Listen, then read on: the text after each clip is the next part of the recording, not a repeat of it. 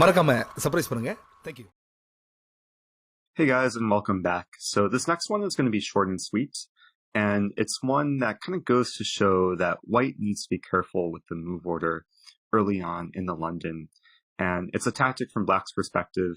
And if you haven't seen it before, it's one of these feel-good combinations, just a simple way to win material. So going forward here, it occurs very early after d4, knight to f6, bishop f4, and now c5. And in this position, if you're playing white, I can recommend perhaps a couple different moves. I can recommend playing d5 to get more of a Benoni structure, or playing e3 if you want to go more along typical London lines. But a bad move for white in this position, which I've seen people play before, is knight f3, where they have the good intention of doing the typical London setup. It's just out of order, and it's allowing black to trade on d4. And almost always, if black plays c5, attacking d4, you want to be able to take back on d4 with a pawn and not a piece. And in this case, it just takes one more mistake for white to lose material. The best move here is queen take d4, which gives black a nice position after knight to c6. But after the blunder knight take d4, now black has a nice combination here. And if you had trouble spotting it, what really helps in this position is to identify the potential targets. Of course, the pieces in the center, the knight on d4, and the bishop on f4 are going to be the targets to exploit.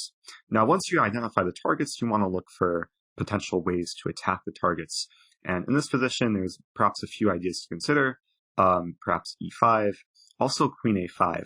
And it's actually a matter of combining these two moves in the right order. Now, the winning combination here is pawn e5 with a simple fork.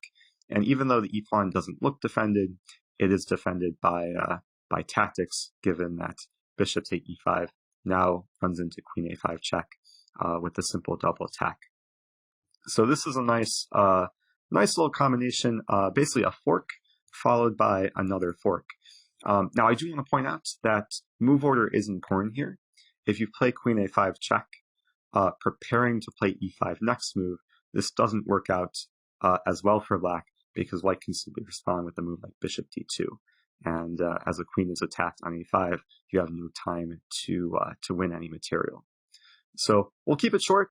Hope you guys can perhaps avoid falling into this from the white side, and just be aware of it from the black side in case you're perhaps playing a weaker opponent who would not be familiar with a tactic like this. So hope you guys enjoyed that, and I will see you in the next lesson.